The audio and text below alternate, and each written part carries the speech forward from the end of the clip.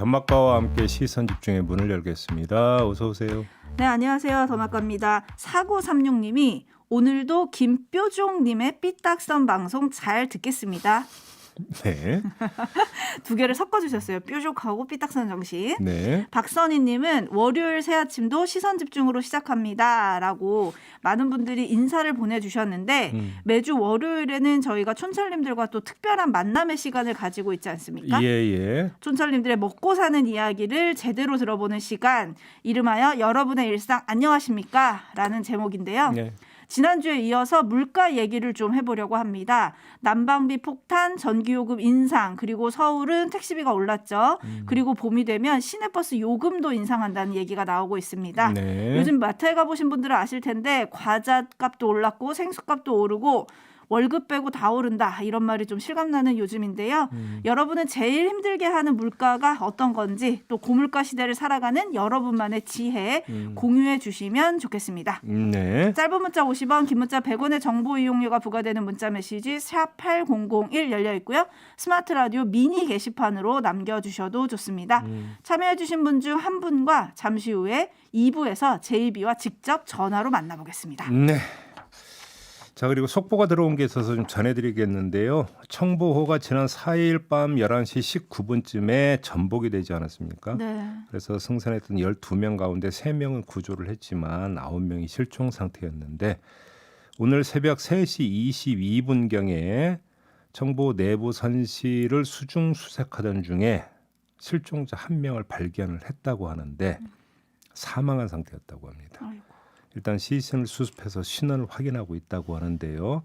1명만 지금 발견을 한 상태이고 아직까지 8명을 찾았다는 소식은 전해지지 않고 있습니다. 네. 여러 가지 지금 악조건이고 힘들기 때문에 좀 뭐 어려움이 있을 거라고는 생각을 하는데 가족들이 얼마나 발 동동 구르고 있겠습니까? 조금만 더 힘을 좀 내주셨으면 좋겠다 이런 말씀을 좀 드리겠고요. 뭐 인양을 준비하고 있다 이런 이야기도 좀 들리고 있더라고요. 조금 더 네. 기다려야 될 것 같습니다. 네, 일단은 오늘도 수중 수색을 이어간다고 하니까요. 제발 좋은 소식이 좀 들렸으면 좋겠습니다. 네. 뉴스와 분석이 함께하는 제이비타임즈 오늘 주목할 뉴스들 챙겨드리겠습니다. 첫 번째 주목할 뉴스 어떤 건가요? 안철수 의원이 지난 3일에 펜앤드마이크 TV에 출연해서 윤핵관의 지휘자는 장제원 의원으로 보고 있다. 그 사람들한테는 대통령의 안위는 안중에도 없고 자기들의 다음 공천이 중요하다. 이렇게 비판을 했었습니다. 그 뒤에 대통령실에서 전해진 소식이 있는데요. 윤석열 대통령이 참모들에게 실체도 없는 윤핵관 표현으로 정치적 이득을 보려는 사람은 앞으로 국정 운영의 방해꾼이자 적으로 인식될 것이다. 이렇게 말을 했다라는 거고요. 경제와 안보 상황이 막중한데 국정 최고 책임자이자 국군 통수권자인 대통령을 당 전당대회에 끌어들여 윤한연대 운운한 것은 극히 비상식적 행태다. 이런 말도 덧붙였다고 합니다. 네, 대통령의 말이 직접 전해지면서 이게 지금 파장이 엄청 큰데요. 네. 어떻게 짚어볼까요?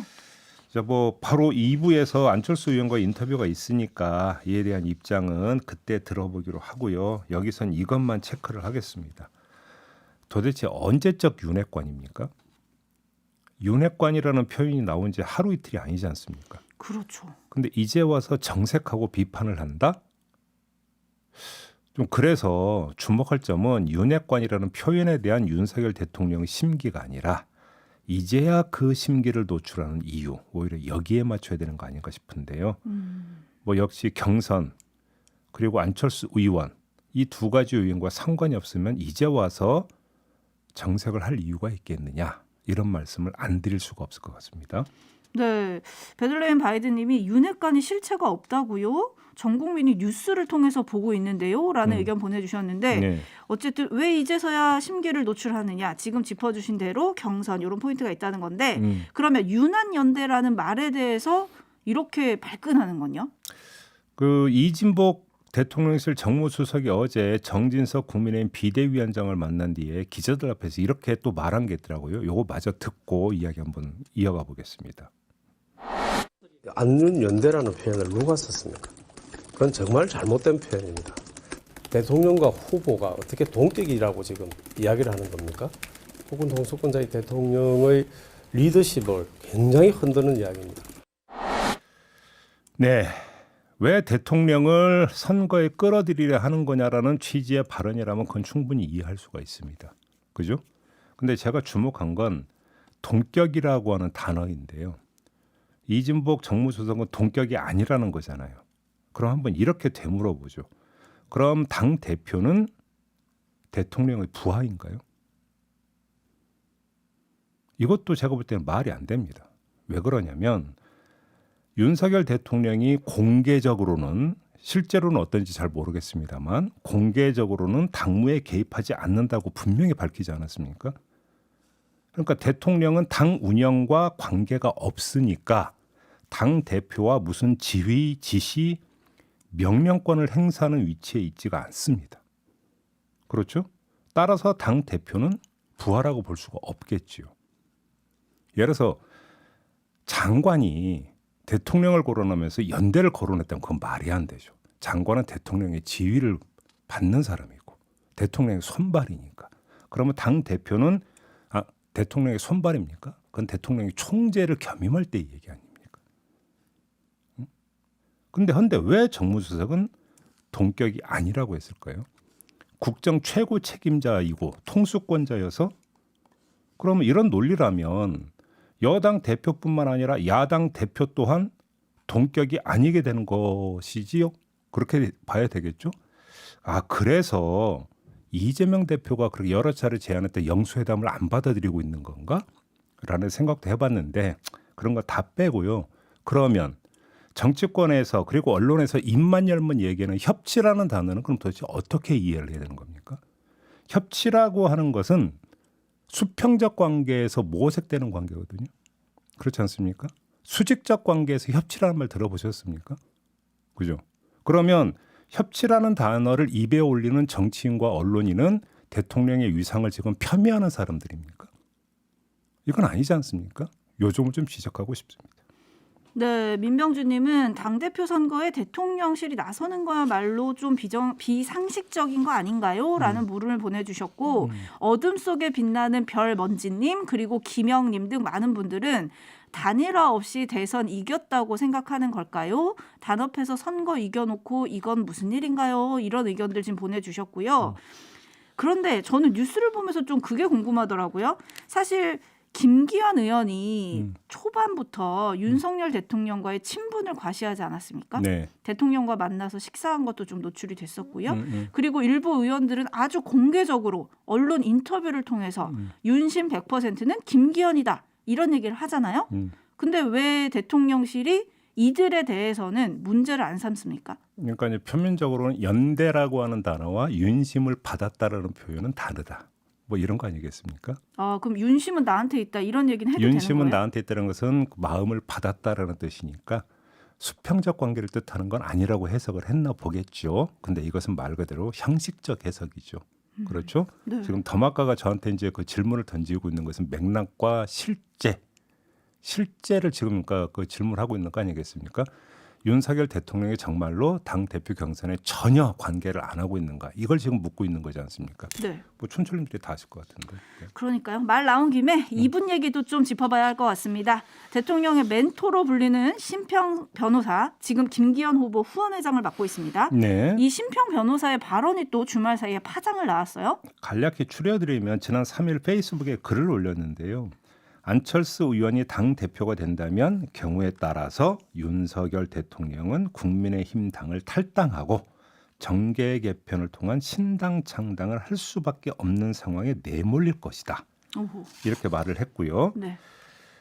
어제 오마이뉴스와 인터뷰를 가졌는데 여기서 뭐라고 이야기를 했냐면 윤석열 대통령은 대선 후보 또는 그 이전 시절부터 국민의힘에 계속 몸을 담가야 하느냐 하는 그런 의문을 가지고 있었다. 이렇게 밝혔고 유승민, 이준석계의 공격 우려도 있었고 국민의힘이 가지는 여러 성격들에 대해 신뢰하지 못한 점도 있고 여러 가지 복합적인 이유가 있었다. 이렇게 밝혔습니다.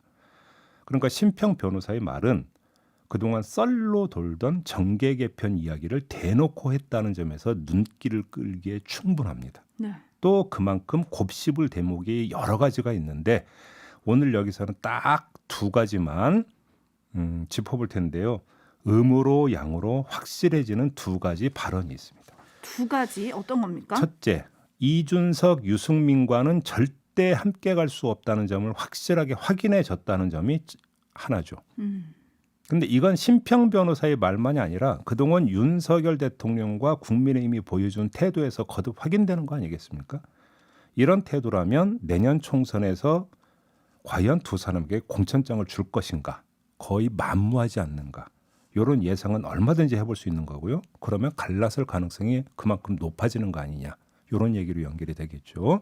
이게 첫 번째고, 두 번째는 심평 변호사의 이 주장이 정말로 윤심을 가득 담고 있는 발언인가도 사실은 따져볼 부분이 있습니다. 궁금해요. 왜 그러냐면 오마이뉴스와 인터뷰 말미에 장제원 의원에 대해서 언급한 대목이 나와요. 뭐라고 했냐면 장제원 의원과 몇 명이 국민의 민심을 많이 잃은 건 사실 아니냐. 이런 상황에서 대통령이라면 국민의 의견을 존중해서 그 사람들을 이선으로 후퇴시키는 것이 대통령으로서 합당한 조치라고 생각한다. 이렇게 말을 했거든요. 네. 자, 그러면 심평 변호사의 이 발언과 제가 조금 전에 전해드렸던 윤핵관 거론은 뭐 적이다라고 했다라는 윤석열 대통령의 발언을 두 개를 한번 맞세워 보죠. 그럼 이게 조화를 이룹니까? 오히려 서로 지금 배치되고 있는 거 아닙니까? 네. 자, 그러면 여기서 한번 물음표를 찍어야 되는 게 생기는데요. 과연 심평 변호사의 발언에 윤심이 가득 담겨 있는가? 심평 변호사는 정말로 윤석열 대통령의 복심인가? 이것도 멘토인가? 짜져볼 필요가 있겠다라는 말씀을 드리는 겁니다. 따져봐야 될 것 같네요. 앞뒤가 좀 안 맞는 듯도 하고 그렇죠. 본인에게 좀 들어보고 싶다 이런 생각도 드는데 네. 여튼 심평 변호사가 앞서 저도 얘기했지만 김기현 후보 후원회장이잖아요. 네. 결국 이런 발언이 전대에는 또 어떤 영향을 미칠 거냐. 그거야 뭐 당연히 해석을 하지 않겠습니까? 처음에 안철수 의원 관련 발언을 전해드렸는데 안철수 의원 견제형 발언이라고 볼 수밖에 없는 거겠죠. 그렇죠. 그거는 예. 그래서 당심에 어떤 영향을 줄지 이것도 좀 궁금한데요. 그리고 또 관련자들의 반응도 궁금해서요. 2부의 안철수 후보 그리고 3부의 이준석 전 대표 각각 인터뷰도 시선 집중해 주시면 좋겠습니다. 네. JB타임즈 다음 주목할 뉴스 어떤 건가요? 12구 참사 유가족들이 토요일에 서울시청 앞 서울광장에 분향소를 설치를 했습니다. 근데 서울시는 불특정 시민이 자유롭게 사용해야 할 광장에 허가 없는 시설물 설치는 허용할 수 없다면서 오늘 오후 1시까지 철거하지 않으면 행정 대집행에 들어가겠다 이렇게 통보했습니다. 철거하겠다는 것이죠. 이에 대해서 이종철 유가족협의회 대표가 어제 열린 국회 추모제에서 이런 말을 했습니다. 들어보시죠. 조촐한 천막 분향소를 철거하러 올 경우 저희들은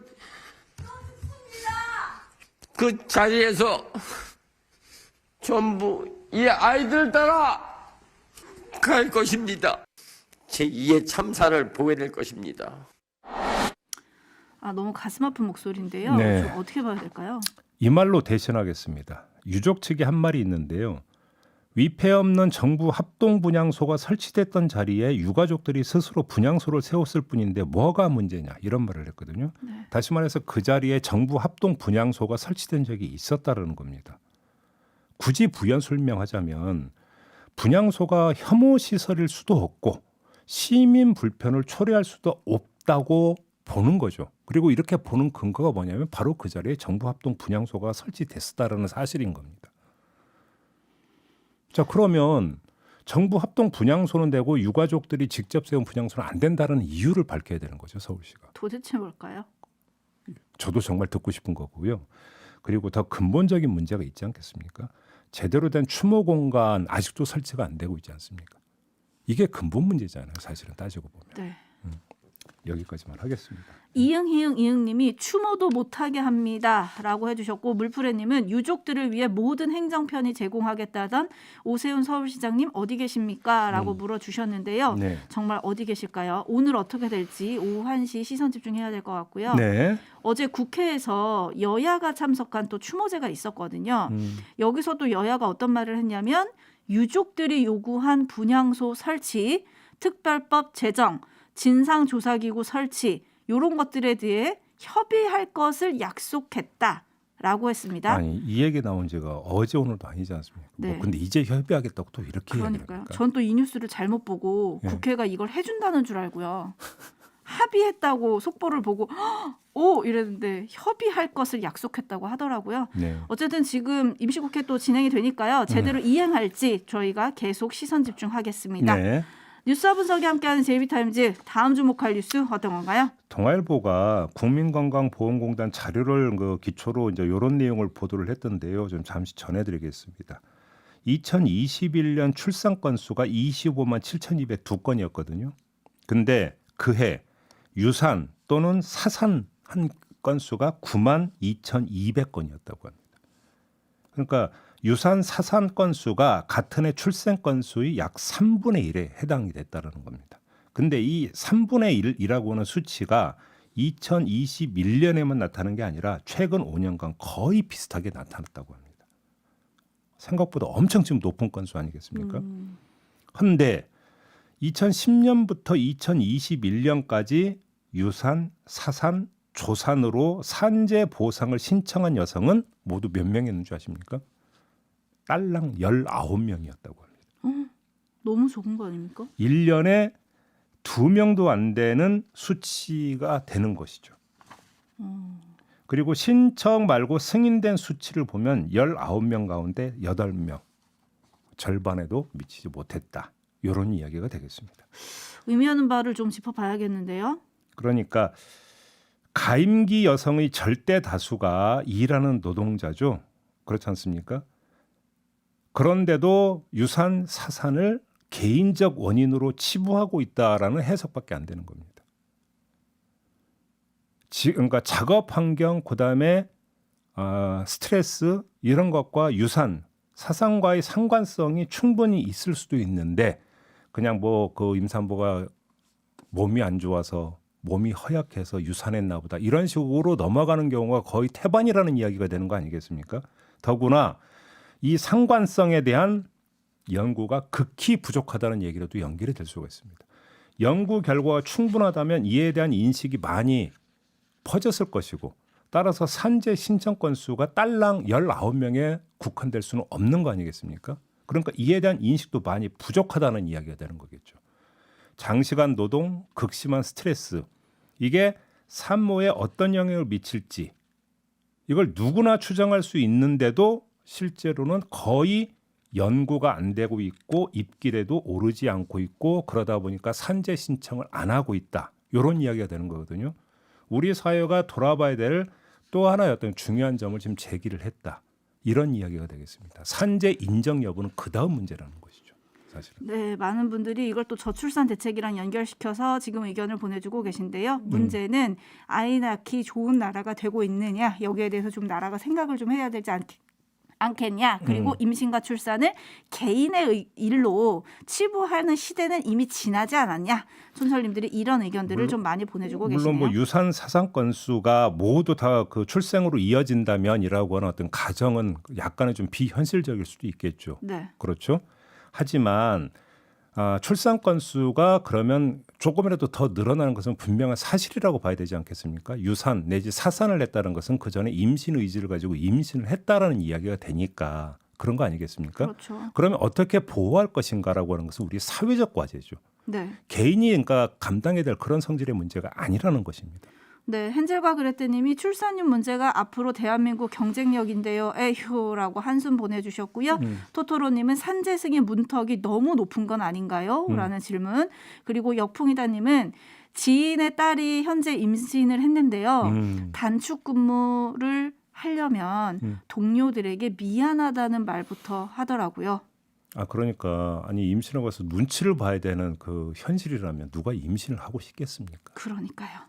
그러니까 우리가 이제 그 여성들의 경력 단절 이런 것만 이야기를 했는데 꼭 그것만도 아니고 이면에 또 이런 문제도 있다라고 하는 것들을 지금 주목할 필요가 있겠다. 이런 말씀을 좀 다시 한번 드리겠습니다. 네, 대통령이 위원장을 맡고 있는 게 저출산대책위원회 맞죠? 저출산 고령사회 위원장은 대통령입니다. 네, 뭐 해법을 내놓으시겠죠? 기대하겠습니다. 마무리하겠습니다. 더마카 수고하셨어요. 고맙습니다.